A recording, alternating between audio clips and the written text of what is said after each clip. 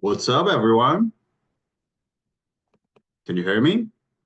Roger that. Excellent. How are you all doing? How's life? How are things? It's We wet. chose a good month for bubble box. Yeah? Yeah.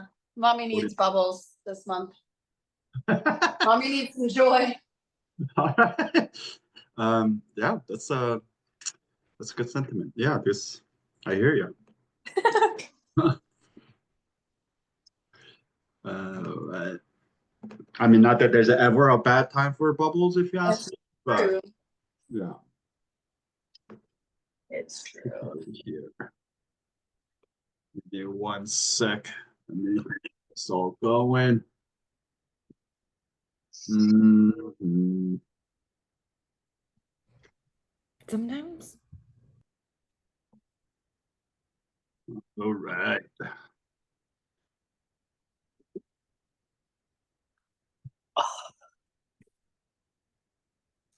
Cool. Oh man.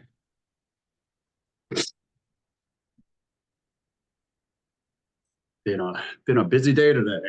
Where are you? I moved in with the Jesselyn, so in Oh. our office. Second bedroom / office. Cohabitation. It's a bit wild right now, and you can see it in my wine fridge. Empty wine fridge, emptied it up, brought it here today. This little therapy chair that used to be here is going out, and yeah, there's a lot of stuff in this house right now. Things moving out, things moving in. It's a little hectic. So was it a coin toss, or? No, no, yeah, we thought about it, but yeah, we decided to move it to here. She also moved it quite recently, and then she was like, I really don't want to move. I'm like, I'm indifferent. So besides, I think I'm gonna rent my place out, or I'm gonna Airbnb it out, and I think there's a higher potential for my place than for her place for Airbnb. So I'm gonna become a part of the problem. Continue to be a gentrifier that raises the rent value of the city by taking a rentable space off the market. So I'm part of the problem. At least you're self-aware. Yeah, this is why we lost the election.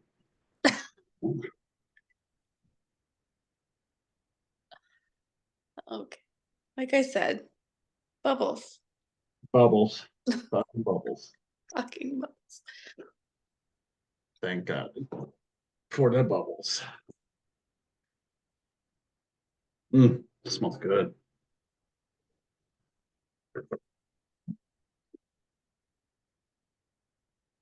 All right, cool. Well, let's get started. I didn't realize that was all being recorded, but that's great. Whatever. All right. Well, welcome everyone. Welcome to the third week of the sparkling box. We're tasting this guy, the white label with colorful mountains on the label. 2018 Pere Mata Cupada. Number 25 or 25. Brut Reserva is what we're tasting today. But before getting to the wine, a few announcements. I sent this email as well, but if you haven't gotten a chance to see it, or if you haven't responded back to me, I need to wrap up next month's enrollment ASAP. So if you could let me know if you want to skip it, or just take care of the invoice, that would greatly help me. Otherwise, you're going to hear me hound you down tomorrow with texts and email and other things. So don't make me chase you. Just let me know. Either way, no hard feelings. That's that. On the same token, Bochbox is shaping up. I got 9 crews, 9 out of 12 finalized. So we're waiting for the last 3 to firm up. So it's almost there. So if you want in on Bochbox, now would be the great time. So let me know, and we can get you all set up, get those started as well. The idea is I'll get that probably too late to get it out to you by beginning of next month. So we'll probably get it out to you by end of next month, and we'll get started on the first thing in January. Is kind of what I'm thinking right now. So yeah, there's that coming. But that may all change. Who knows? Maybe between this week and next week, somehow these last three may get finalized, and I may be able to push it all out by beginning of next week, next month. So that may all change, but that's kind of what I'm thinking right now. But so if you are planning on joining us on Boschbox, let me know. Yeah, just shoot me an email, shoot me a text, and let me know that you're interested, so I can keep you counted in for the bots. Besides that, I don't really have any other announcements. Oh, in case you haven't heard, I think you heard it all. But next month is going to be next month's theme is going to be Georgia. So, you know, I tasted a lot of Georgian wines actually today and yesterday. There's a I'm gonna. There are multiple ways to slice this kind of a pie, so to speak, or skin this cat. But I'm not gonna take you into the deep end of the Georgian wine world. And we'll talk more about this next month. But in case you are scared or you are apprehensive of these Georgian amber wines that will rip your fucking gum out with their tannin, there will be tannic wines, but not in the kind of the extreme levels that you can see. They make the full spectrum and range of wines. Exactly. In Georgia. Yeah. So I'm trying to show you more of a middle depth, not the deep end of the pool where you go under the surface, not the shallow end of the pool, but like middle end, like where you're like just like right at your neck level, where like I'm gonna push you, get you outside of your comfort zone, but not totally out there. So you know, to give you the swimming analogy, in case you were apprehensive of the Georgian tannin, but it's all coming. So yeah, that's gonna happen. Besides that, the last but not least, we are donating to WABA this month. That's Washington Area Bicycle Association. So the link is right there in the chat box if you want to check out what they do, and then donate alongside 6 Foot Wine Club. Any questions about anything I just went over before we get into the wine stuff? Excellent. Excellent. In that case, in case you're just joining us now, we're tasting this guy, 2018 Pere Cupada 25 Brut Reserva is what we're tasting today. Let's start with the map, as we always do. Share. Where are you? Where are you, share button? There you go. Share. Spain. All right. Here is a map of Spain. It may look familiar. Might have seen it a couple times on this wine club. But where we are, by the way, Spain, well, I'll tell you where we are, and then we can talk a little bit more about Macabeu. So we're in Spain. This particular wine comes from Catalonia, which is this red part right here, right underneath Barcelona. Huge, as you can imagine, it's right by the ocean, so there's huge maritime influence. So the rest of Spain is really arid. It gets really hot, obviously depending on where you are, right? If you go to the green Spain, which is up here, the northern part, we've been to, you know, we've had a Galicia box, we've done a Basque box, right? This is the only part that is kind of exception to the rule. It's very green. There's a lot of rain that comes down here from the Atlantic influence, Atlantic Ocean that gets caught. All the clouds, rain clouds get caught by this mountain that runs over here. So this is the only real part of Spain that is really green. Rest of it gets really arid and really hot. So continental is what we're talking about. Really hot in the summertime, quite cold in the wintertime. But as you get closer to the coast, because now you're next to a huge body of water, a lot of that gets moderated. So while it does get warm, it does get cold, it's not as bad as you find per se in Aragon or Madrid. Here is a lot more mild. So kind of moderated maritime continental climate is what you get.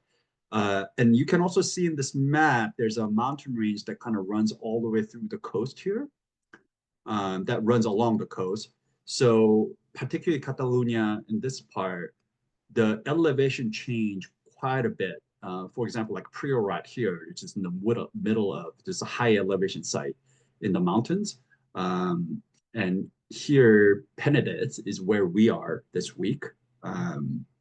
This is where, quote unquote, the best cava comes from. Penedès is really known for their really high quality cava. A lot, not necessarily, I mean, it's a lot to do with the geography and geology and the terroir, so to speak, as well. But there's just a lot of high quality producers. This is also where cava originated. So Penedès is kind of like the home of cava.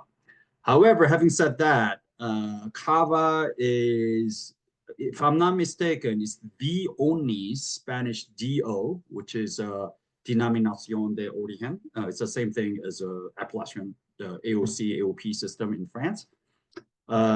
Cava DO is the only Spanish DO that covers a style, not necessarily a region. So cava, which is, they're allowed permitted grape varieties, and it has to go through a traditional method. There's a legal requirement on how long you have to age it, kind of like champagne. All of that is what covers Cava DO, not necessarily Catalunya or Penedès. So there's Cava that comes from Rioja. There's Cava that comes from Aragon. I've seen Cava that comes from Valencia region down here as well. But really, when we're talking about the majority, not only in terms of quantity, but as well as quality, the highest quality cava comes from right here in Penedès. Even within Penedès, this map doesn't show, there's a tiny little town right basically up on the hills, up on the mountains. Basically, if you look at this map, it's basically where this little thing juts up. Very close to Barcelona, there's a town called Sant Sadurní d'Anoia. I know that doesn't sound like Spanish at all because it is Catalan. If you are wondering how that is spelled, there's actually spelling in the back label, like right there. So that is actual birthplace of cava.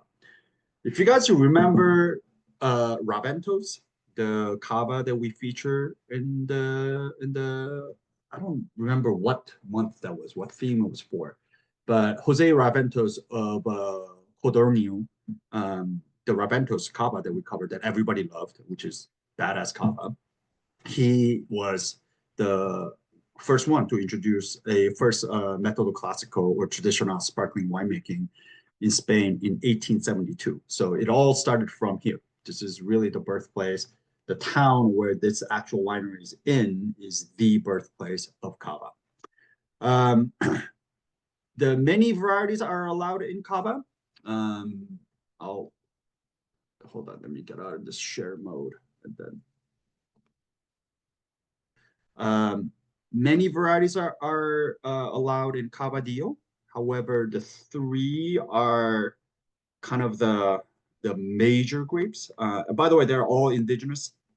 You don't really find it in other places. I've seen it grown in some other places, particularly in Chile, in Argentina, but really, when you're talking about these three varieties, we're talking about really in Spain, or even in Spain, really Catalonia, and even within Catalonia, really Penedès. So we're talking about Parellada, Xarelo-lo, and Macabeu. By the way, in case you're wondering how that is all spelled, I just put it in the chat box. Go check it out. So those are the three major varieties of pretty much majority of cava that you're going to come across. However, there are some other international varieties as well as a local variety, indigenous varieties that are allowed, such as Chardonnay, Pinot Noir, Garnacha, which is Grenache, Monastrell, Chapat, and Malvasia or Malvasia. So those are all allowed in cava blend, but usually those other ones that I just mentioned, besides the first three, they usually play a very minority blending grape. Unless you're talking about rosé cava, then you will see a little more Monastrell. By the way, Pere makes a beautiful rosé cava, rosado cava, made out of 100% Monastrell, which is great as well. But really, those three, Parellada, Xarelo-lo, Macabeu, is what we're talking about. They all play kind of a separate, very distinct role in cava. So Parellada kind of adds a texture and body to the wine. And then Xarelo, by the way, there are producers that make varietal Xarelo. It's not very pleasant if you ask me, but if you want to get a lesson on acid, Xarelo, varietal Xarelo still is a good one. It adds the acid, like I mentioned. And then Macabeu adds the fruit and elegance. So Macabeu is the big one. Macabeu is the basically base wine, base blend of most blends. So from Macabeu, they add in a little bit of Xarelo and Parellada to kind of build out the body and acid of the wine. If you're, just in case you are wondering what Macabeu tastes like, it's like I've never heard of Macabeu. If you've ever had white Rioja, you've had Macabeu. So in Rioja, they call Macabeu Viura. I'll type it in, Viura. Macabeu Viura, exact same grape. It's just in Rioja, they call Macabeu Viura. In Catalonia, they call it Viura Macabeu. So if you ever wanted to taste what Macabeu tastes like, go get yourself a bottle of the white Rioja. And it can be a good opportunity to kind of experience what that is all about. Usually not super high in acid, but it kind of builds out.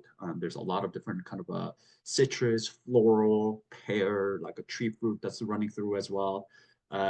If you yourself, or if you have a friend or family member that is like, I only drink red wine, I hate white wine. Viura or white Rioja, particularly aged white Rioja, may be a good entry point for the red wine drinkers. I used to call it the red wine drinkers white wine, the aged, like a Grand Reserva white Rioja. What else? Let's talk about the aging level. I mentioned just that there's a legal requirement. We talked about champagne having aging requirement last week, right? So the base level cava, it's called guarda. So cava guarda is minimum 9 months, kind of like French Cremant. So it's not super long. They say you don't really pick up kind of an autolytic thing until you get to like the 13 through 15, somewhere around there. So 9 months, you're not really doing it for autolytic like flavor reasons. It's just more for textural kind of a body mouthfeel of the wine, kind of calm down the acid, kind of round up the sharp edges and all of that. And it's still more about kind of the fruit, the primary aromas and the flavor. So base level Cava Guarda is 9 months at minimum. And then Reserva, which is what we have today, is a minimum 18 months. By the way, non-vintage, if you remember this, it's a refresher from last week, non-vintage champagne requirement is 15 months. Oftentimes, the producers will go way longer than that. Like last week's example, right? It was almost 4 years of aging, but that was non-vintage. And they only need to put it on 15 months, but they went for 48 months. So oftentimes, particularly the high quality producers will go way longer than what's required. But also with the same thing with the Cava, with the Reserva, minimum is 18 months versus a NV non-vintage champagne, which requires 15 months. And then there's a level above Reserva, which is Grand Reserva, which is a minimum 30 months. And then vintage champagne requirement is minimum 36 months. So, that's kind of the level, Guarda. Usually you won't even see the name Guarda written on there, just say Cava. And then you'll see Cava, Reserva, Cava, Grand Reserva. So it just kind of tells you the different number of months, amount of time that's spent on the lease. Again, just like champagne, it is the minimum amount, and oftentimes the producers will put it longer than you need to put it on. Particularly the high quality producers. All right, so who makes this wine? It's this guy.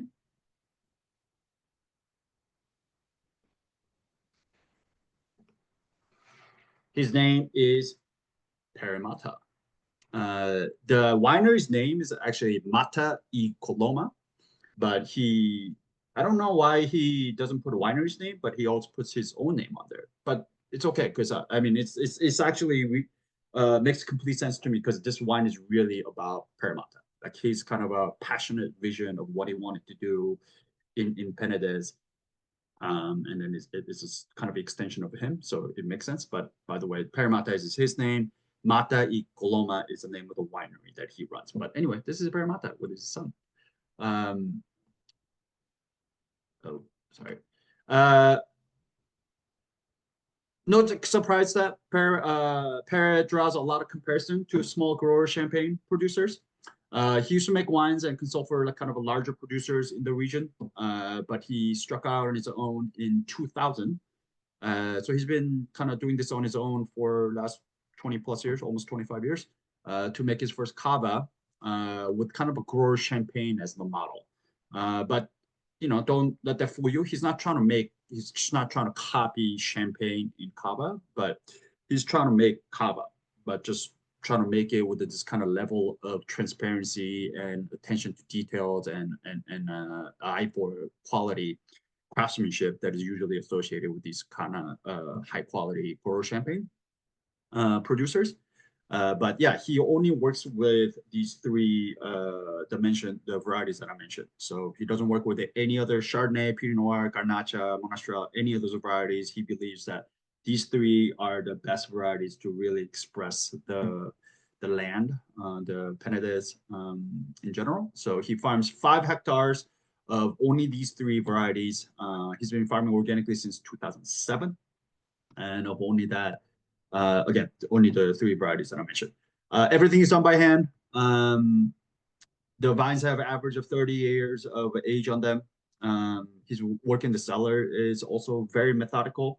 So this name, Cupada número 25, this number goes up each time he makes a new, basically, cuvee, but it's basically his iteration number. So this is essentially his 25th iteration of making this recipe or this kind of this blend of wine.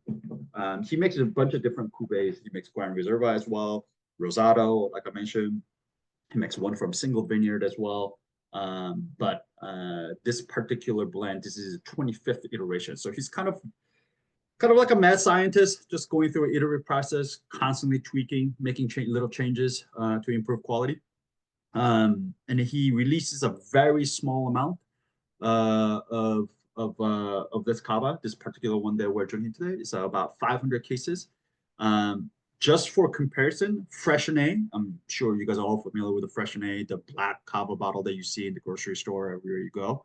The biggest sparkling wine producer in the world, not just cava, but sparkling wine.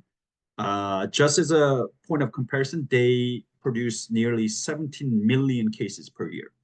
And this guy makes 500. Just to give you an idea of the kind of a size that we're talking about, David and Goliath situation that we were talking about here. Each new Cupada will contain slight adjustment from the previous Cupada. And when that previous one is finished, he'll release the next one. So he actually has other Cupadas already made, but he's waiting till 25th when it's finished and he'll release the 26th and it goes on and on.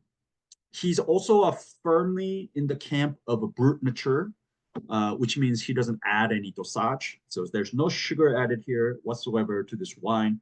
All of his wines don't get any dosage. So we're talking about very kind of there's nothing to hide behind. The thing about dosage is that it gives you a little bit of balance, it gives you a little opulence, gives you a little body, right? Like the kind of like the opulence, I guess is the best word I can use, kind of a power to the wine.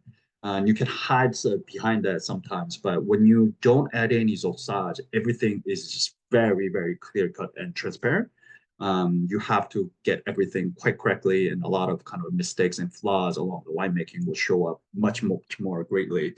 So the fact that he's willing to not put any dosage in any of his wines gives you some sense of kind of what he's trying to do, his level of transparency and integrity and kind of precision and purity that he's going for, which I really appreciate.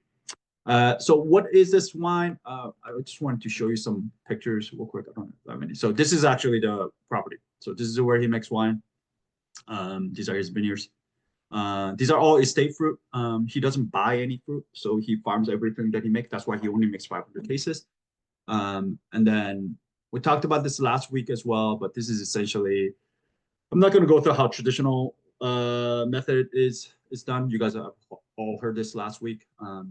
You guys have heard this many times, but this is essentially his riddling rack, or rem watch in French. And he does it all by hand. There's no machine.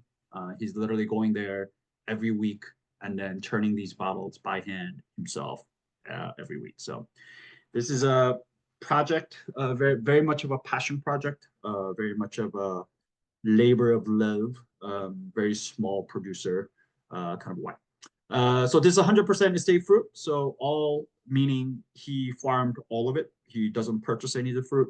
It's all organically farmed, 30 years of age on average, like I mentioned, grown on limestone, sand, and clay. This is 40% Parellada, 35% Macabeu, 25% Xarelo-lo. Primary fermentation is in stainless steel tank and the secondary in the bottle. Very traditional, method traditional. This is aged on the lees for minimum of 24 months. For this particular cuvee, he ages for minimum 24 months. I'm not sure how long this exactly went for. Actually, I could probably tell you. Because here you go. Disgorgement was July 22nd, 2022. The disgorgement date is on the back label right there.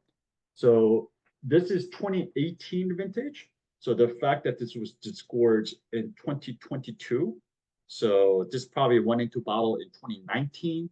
So 2020, 2021, 2022. So we're talking about almost 3 years on the lease. So again, you're only required to put on 18 months, but he's putting it on for 3 years. So give you an idea. But yeah, depending on the cuvee, depending on the Cupada, he puts a minimum 24 months, but it varies. All 2018 vintage. This one is all vintage wine, but his Grand Reserva, he actually uses a reserve wine. So, it's a little different from champagne, right? Like I mentioned last week, champagne, only in a very exceptional year that they will declare vintage. And so anytime you see a vintage champagne that is quote unquote better, right? Or at least is more rare and it's more expensive because it's limited in terms of quantity it is produced. But here, at least with Parellada, the Grand Reserva, which is his quote unquote better wine, is actually non-vintage because he uses reserve wines that he's held back over the years, and he uses about 30% of it. He also ferments, does the first primary fermentation in barrels instead of in stainless steel, just adds more complexity. So even though this is a vintage cava, and then his better wine is actually non-vintage, which is the Grand Reserva. So a little bit different. I'm gonna try to see. They rarely make it over here. I don't know. My importer doesn't bring in their Grand Reserva, but time to time he brings it in. I guess if he makes a very small amount of it, like 100. I think he makes maybe 100 cases. So it may all get picked up in Spain. Maybe it's a supply issue, but I've seen them have it, but this time they didn't have it because Grand Reserva is really what I wanted to use. But he ages it 68 months, just to give you an idea of how long he ages it for. So if I can find it, I'll put it on Case Club. But if you ever find Parellada Grand Reserva, grab a bottle. So because it's worth drinking. And this scores in July 2022, like I mentioned. Any questions about this wine or anything I just went over before we get into the tasting?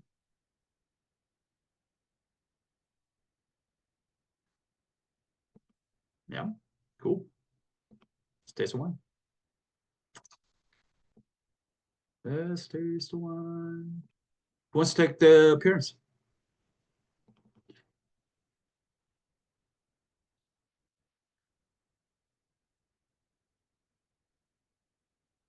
I'll do it. All right. Just let me top up.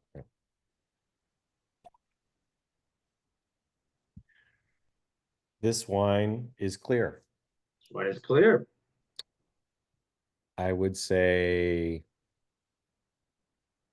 on like maybe pale plus, but not medium. Of I would say this is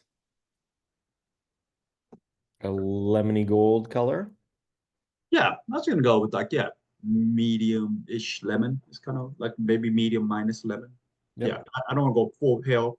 Maybe medium, maybe a little medium minus, somewhere around there. Lemon is what I'm gonna call. Any other observations?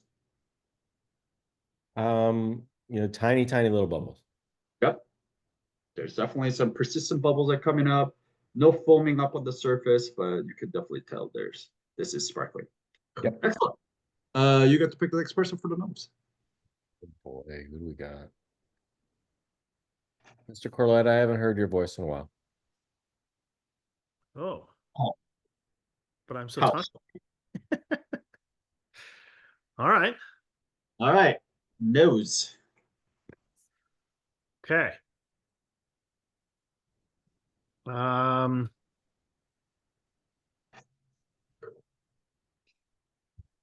Clean. Not Minus- maybe not perfectly clean, but Yeah. Yeah, I wouldn't call this like a squeaky lab clean, but for the intents and purposes of this thing, I'll call this still clean sound. Yeah, yeah. for sure. Intensity? At least medium. Yeah. Medium plus. I can definitely smell a couple inches off the glass. Yeah, like I'm like here. So yeah, I'm gonna call that medium plus. Medium plus intense aromas of, what do you call What is this? it? It's I'm not really getting any floral. Yeah, me neither.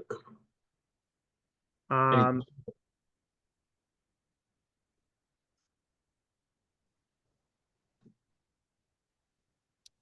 to me, there's a smell that's almost like a rotting apple. Yeah, there's definitely some apple, pear, there's some green fruit going on here for sure. I get it. Right, but it's like overripe. It's Yeah. but maybe it's more the autolytic that is causing that it Yeah. No, I mean, I think that aspect of it. I definitely get a little bit of like the bruised yellow apple, that like brown part of like a apple. Smells different than like a freshly cut apple. Like to me, like there's some of that going on. For sure. Yeah. Yeah, I get like little yellow apple, green apple, maybe pear, but like bruised. Yeah, there's definitely some of that going on. For sure. Yeah. Yeah, there's some fresh green apple in there as well as some like bruised yellow. I don't think any tropical fruit. Citrus? A little bit. Not as much as most white wines.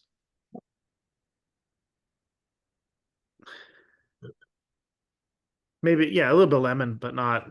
Yep. I get some lemon for sure. But even the lemon, like I get really like ripe Meyer lemon even. Like it's not like a really yellow, like fresh lemon. It's more of like that kind of like really ripe, bordering on like tangerine, lemony kind of a thing. But yeah, I get some citrus here for sure. Any stone fruit, tropical, red, flat? I don't think I get any of those. No. Me neither. Nature of the fruit, you kind of touched upon this. Some brews, kind of like fermenting apples, some of that. Like it doesn't. I was hesitating to say the fermenting apple or rotting apples because to me, like this doesn't have like a cidery note on it.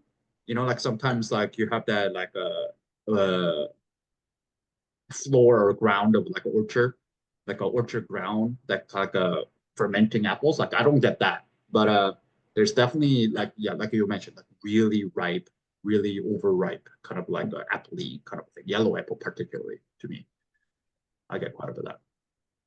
Yeah. Nothing herbaceous or herbal that I can. Yeah, I don't get any green, herbaceous, herbal, anything like that. Anything peppery, rocky, or anything like that.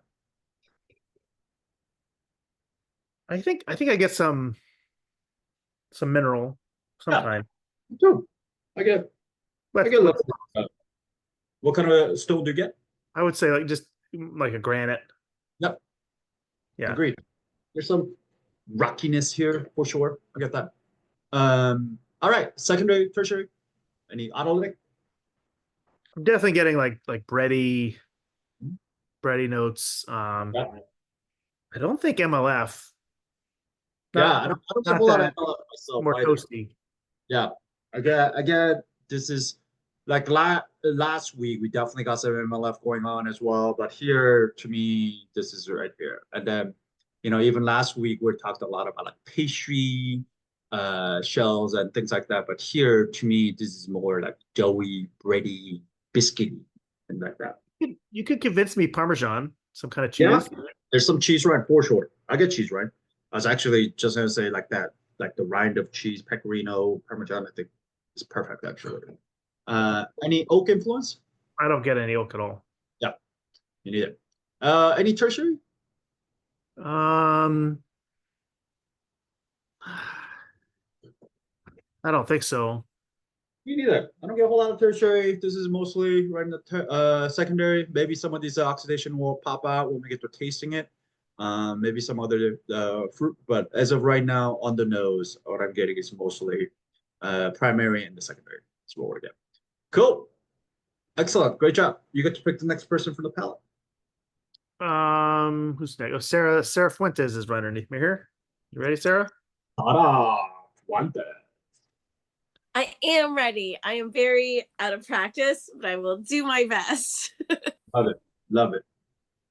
That was really good though, Dave. The apple rind and the cheese rind. Like I didn't smell until you pointed them out, and then I was like, "Oh right, yes." That was really impressive. Yeah. Okay, great. So this is dry.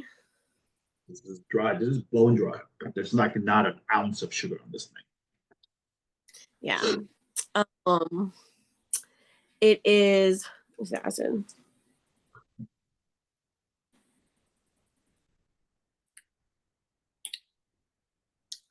I feel it a lot. Maybe like medium plus acidity. 100%.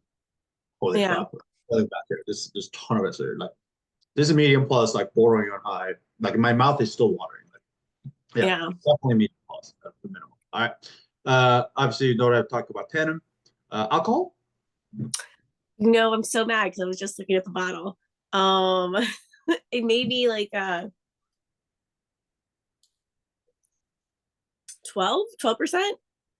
I mean, this is about what Cava is going to land up. 12. Yeah, 12%. In general, with sparkling wines, it's really hard to get high ABV because you're picking it early because you want that acid. You want that searing acid to make the sparkling wine. So oftentimes you don't get the kind of the level of ripeness that you would find with the other styles of wine. So yeah, when in doubt with a sparkling, it's gonna be somewhere in 12.5, maybe 13. If you ever get a sparkling wine and it's like 15%, 14.5, like something went wrong. Like that's like you're not supposed to get a sparkling wine like that. Don't drink it. I mean, I don't know. Maybe some winemakers trying to do something crazy, but like it's very rare. Like you're rarely going to see that. You couldn't infuse it, right? It couldn't be like a fortified wine. Fortified, yeah. By sparkling. There's no way, right? It would damage everything. That's it. Carbonation gets you drunk faster, and you add fortification on top of it. That's like a octane, like a high octane. Like Four Loko. We bring back Four Loko. Yeah, it's like Four Loko, exactly.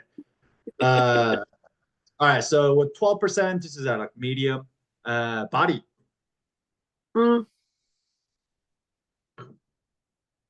It's got a little weight to it. I think medium. Yeah, not super high. You know, lower end of medium, high end of medium minus. But yeah, I would agree with you. I'm gonna call this a medium right now. Yeah. Mousse. Sorry, so I missed the other weeks and I haven't watched the video. I don't know much about the mousse. It's just how many bubbles? Yeah, mousse is about not just how many bubbles or how much. It's more of like the actual, like the fineness of the bubbles. Is it like a little prickly? Is it aggressive, like you're drinking soda? Or Well, I like feel like these were like Topo? prickly. What's it? I feel like these are pretty prickly. Yeah, very, very tiny little Yeah. delicate. So yeah, I'll call this delicate as well. But this is kind of like what I was trying to get you guys to see. I mean, even just looking at it visually with a traditional method, particularly that ones have spent like 3 years, like this one. I mean, look at the size of bubbles that are coming up. They're just tiny little prickly bubbles. And the mousse, just the nature of the mousse, just the mouthfeel of it, it's just like so much more delicate than, like, say, penna.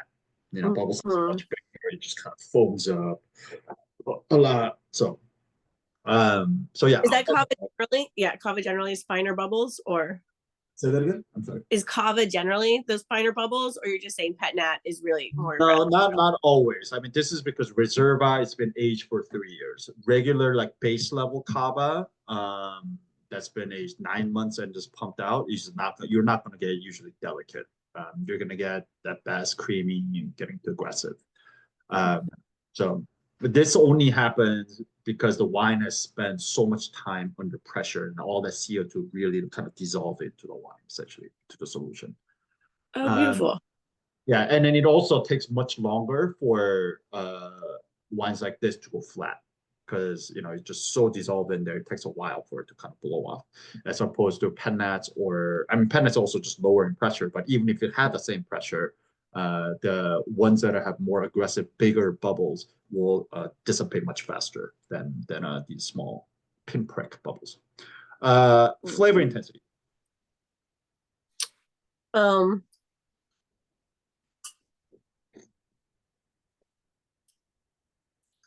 Medium plus. Yeah. Yeah, I'll call this like a low end of medium plus, high end of medium. But yeah, it's gonna probably pop up more. My wine is very cold right now. So yeah, I'll call this medium plus. It'll probably get to medium plus, squarely medium plus, but I'll still call this medium plus. There's nothing Yeah, shy. mine's been out for a little bit. Okay, hold on. Let me refill.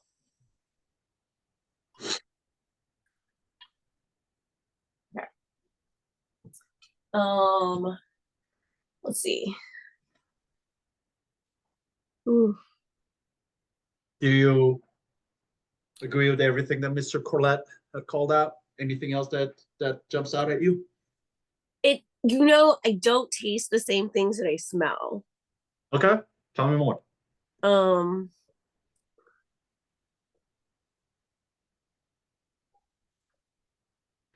Like I don't taste that like kind of apple turning brown, I guess, that he described.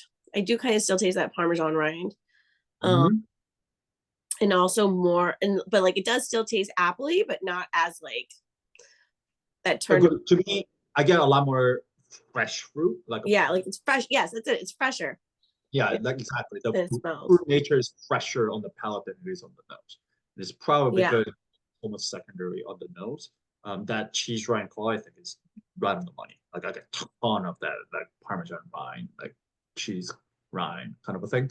But yeah, I totally agree with you. It is still there, that like bruised yellow apple and all of that, but I get like a ton of green apple, like fresh green apple, like Granny Smith apple. Right, yeah, exactly. So yeah, on the palate, more so than on the nose, the fruit quality is fresher. But I agree with the fruits that Dave called out, which were the yellow apple, all that. Citrus as well. Anything else?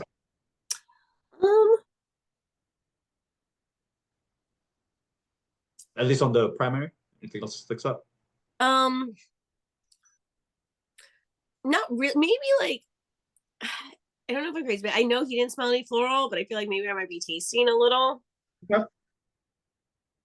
I mean, particularly more so with cava than with the champagne, the floralness is definitely something that you can pick up, particularly with Macabeu and Parellada. This one has the majority Parellada, which has probably the most floral one out of all three. So it's not out of reason to think that there's some floral touch here. I honestly, when we were on the notes, I was like, is there some flower on this? But it's like, I think it's a autolytic that I get more than anything else. But Yeah, so I thought that for a second too. A little bit. I mean, it's hard because I was at Nordstrom, and so they put perfume on my hands, and so I'm like, is it this or is So it my, maybe it's the perfume that is you're it my smelling. hand? Yeah, I know. Okay, so everything that's that on the primary. But yeah, you'll get the Parmesan rind, and the minerality too, for sure. Yeah. There's definitely on the palate, there's that tension. There's especially without not having any dosage on this thing, like you can really feel that like really tight tension on this thing. Like this is like a high wire act. Like it's really taut, this wine. There's a big tension running through it, and then, which is what you get usually find with the limestone wines, which just was grown on limestone. So Yes, I always ask for limestone. I feel like yeah. that usually is right. Yeah, I usually like that. You get the limestone, the acid structure thing. Yeah. Cheese rind, definitely. That kind of like doughy, bready, definitely. I don't get a whole lot of MLF, to tell you the truth, even on the palate. Maybe it was stopped. I'm not sure. No oak for sure. Any tertiary?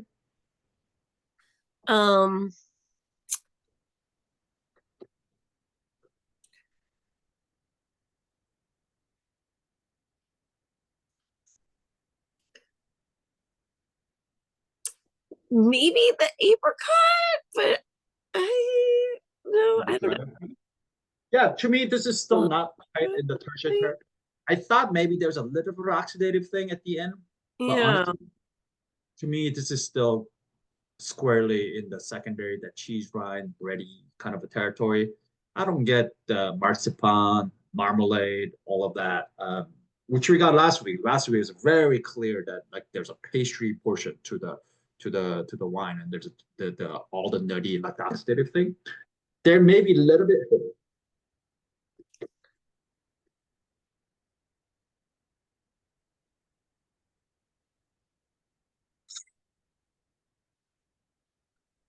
If so, maybe ever so tiny bit at the end, at the very, very end, a little oxidative thing, maybe touch of a nut. But really, this is still very much of developing primary and the secondary. It hasn't quite gone to the tertiary yet. Yeah, that Parmesan was a good call. Yeah. Okay. Finally, the length. How long is the finish? Medium plus. I had that sip a minute ago. I still kind of taste it. Yeah. I feel like a lot of with this wine, I'm like right in that. Is right now the wines that I'm drinking in my glass, it's like lower end of medium plus, higher end of medium. It's not quite squarely medium plus yet. I would still call it medium plus, but it's like I wish it was like slightly longer so I can, call it medium plus. Which are like, all the other things. It's some of the concentration things that we also called out was like just like lower end of medium plus. I'll still call it medium plus, but I wish there was a little bit more. I kind of feel that with this one in general. But yeah, I agree with you. I'm gonna call this medium plus as well. It's just a little bit too long for me to call it medium, but I wish just there's a little bit more to call it fully medium plus. Conclusion. So take it on for us. How good is this wine? And I'm gonna call it very good. I feel like I was more generous than you on the medium plus versus the medium. But to me, this is very good, between good and very good. And I would say, you know what, since we were feeling like we were bordering on those tertiary flavors, maybe you could age it. But like the freshness is not the main attraction here. hey, how long would you age it for? Like a year, 2? I don't know. I don't have a spreadsheet like you. I don't know. I should.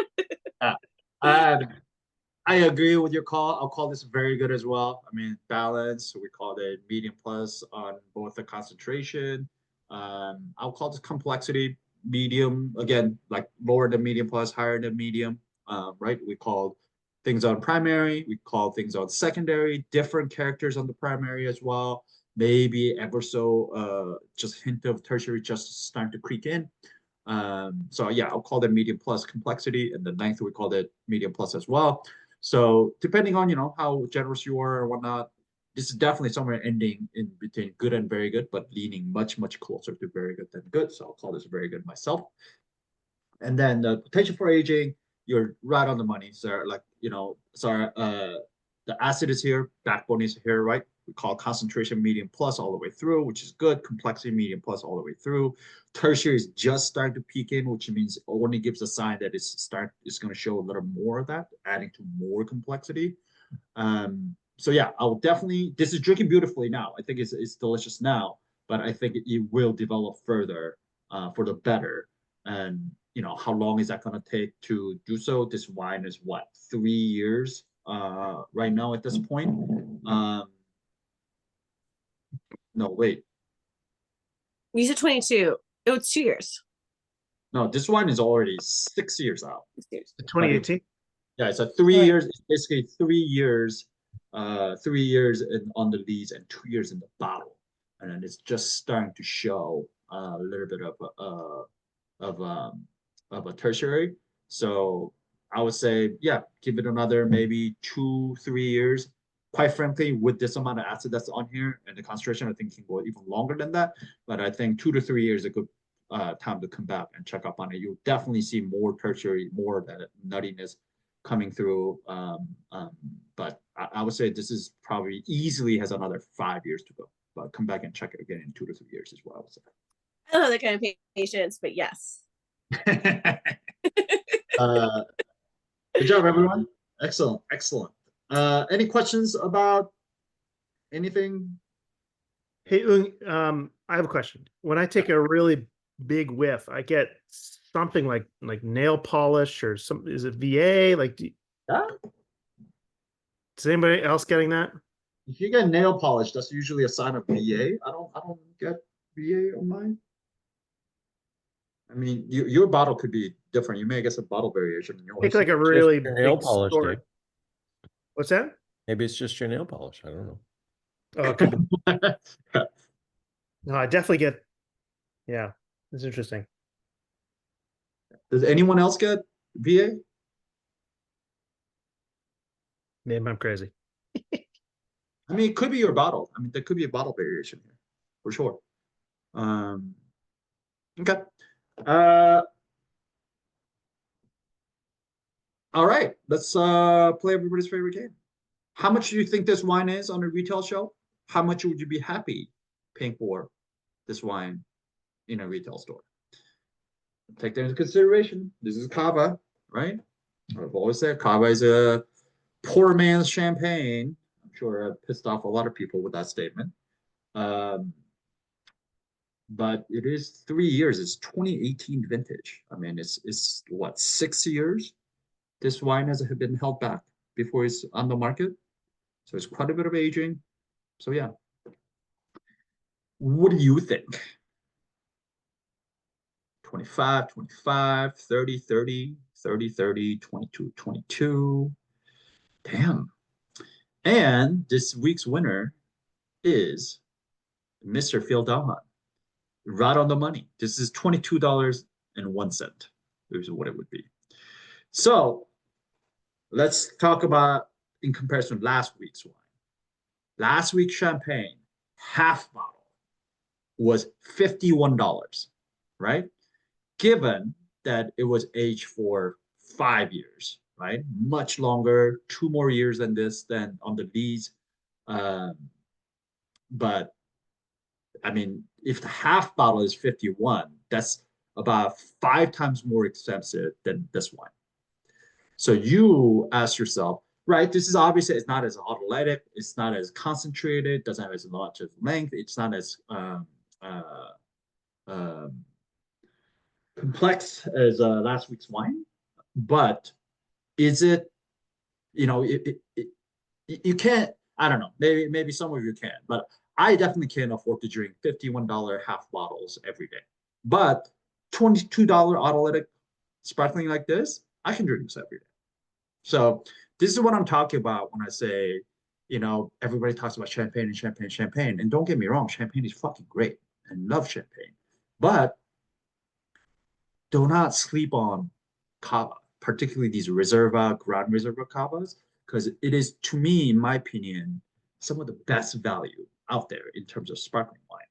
And, you know, my kind of final word on Cava as we wrap up this week's tasting is, you know, Cava sale in America, along with Prosecco, has risen like exponentially People are drinking more sparkling wine than ever in America right now, which is cool. I love that, right? The sparkling wine I feel like is what has been one of the categories that's been really hard to sell outside of brunch like mimosas essentially. But as that fear goes, the bulk of Cava and Prosecco that is responsible for this kind of dramatic rise in sale popularity is a bulk commodity wines made by industry giants like Freixenet, La Marca, those people. So as a champagne price reaches the kind of an unreasonable level, if you ask me, maybe some people think that it is reasonable, but it is getting out of control how quickly champagne price is rising right now. And I think it's out of reach for a lot of people, especially with inflation of everything else as well. I think there's a great opportunity for a thoughtfully produced and cava with extended aging, like tonight's cava. So as my wine club members, as my disciples, I advise you, I implore you to go out there, spread the gospel of cava like this instead of a Freixenet, the Cordon, Negro, the black bottle that you see everywhere. By the way, even in the price comparison wise, like Freixenet Cordon Negro is like $15, and this is 22. I think it's completely worth the $7 difference if you ask me. So, maybe I'm out of touch, and maybe, going back to how we started today's tasting, maybe that's why we lost the election, because I'm out of touch. But, I say go out there, show people that cava is delicious. Cava can be real good. There's layers and layers of complexity that can be discovered through cava, and drink more cava. So change people's minds, spread the gospel. So on that note, thank you for coming to my mini TED Talk this evening. And that's that. That's my show. Any questions? I have a question. How would you know from the bottle that this was a natural wine? You wouldn't. You wouldn't. And technically speaking, right, it depends on what your definition of natural wine is. This wine does not meet, it's not a natural wine. Technically using my definition, right? Because I always say it is organically farmed, so there's that. That's great. But in the cellar, I say no additives, no addition or no subtraction, except for gross filtering or minimum use of sulfites. This one actually gets sugar and yeast added to the wine. Just by nature, it has something added to the wine. But that's how traditional method wines are made, right?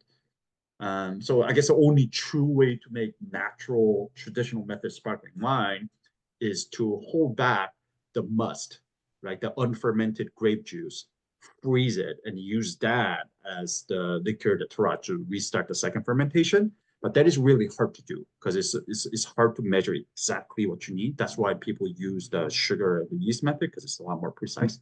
There are people who do it, but not many people do.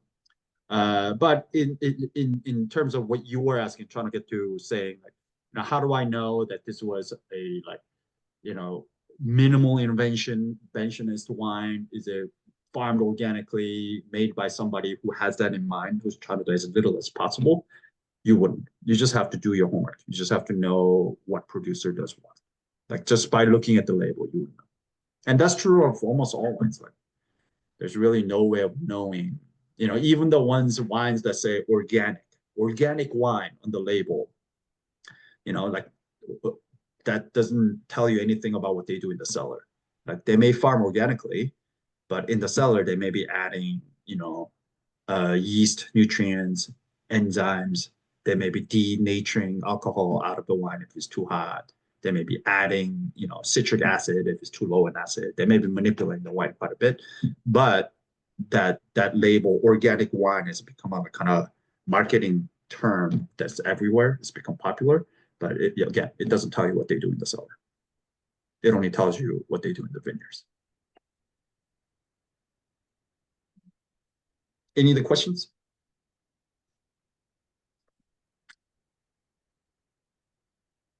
By the way, to Bill's question, Europe is trying to come out with a natural wine certification.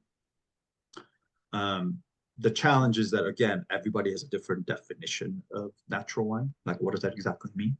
But they are trying to come out with something. And I do think that's an inevitability. I think it is going to go there, especially for a natural wine to actually take off. I actually think it's a good thing. Like, I have a love and hate relationship with it, right? Just like, do with any certification process, like organic, biodynamic. But in order for a natural wine as a kind of a concept to take off, to become more mainstream, I think something like that needs to happen. So, but it is happening. Hey, does biodynamic say anything about what happens to cellar? There's that also just growing the grapes. It's all growing, yeah. Oftentimes, however, biodynamic people will rarely manipulate their wines that heavily, but that's not to say they never do. Correlation, but not causation. That's why you're Correct. Exactly.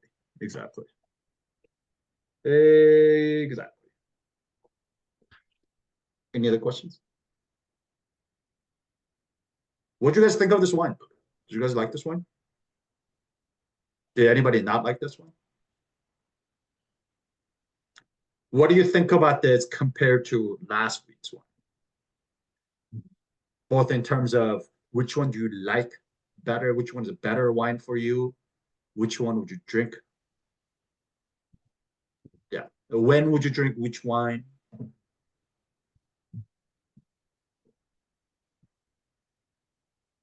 I thought they were pretty comparable, actually. Way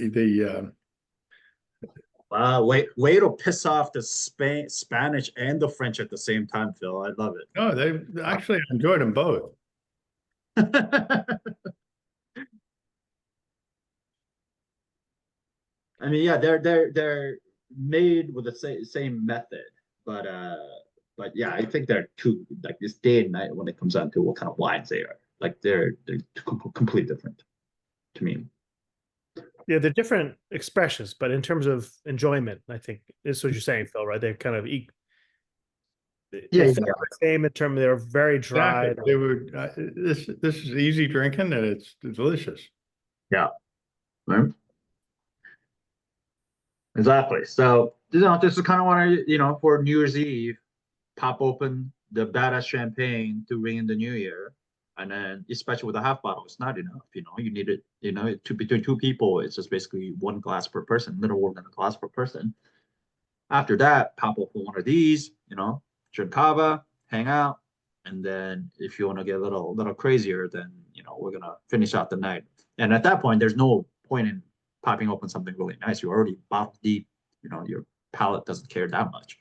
So, not to say what we're about to taste next week is a complete bullshit, but it's just like a much more approachable, like, finish the night with something just kind of like a hedonistically delicious, as opposed to these kind of like a cerebral thinking, like, oh my god, like let me figure out all these different layers of flavors, what's going on in this wine kind of wine, which was last week's. So.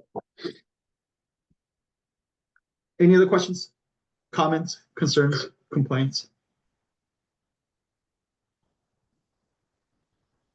Excellent. Well, hearing none, I'm going to turn off the recording.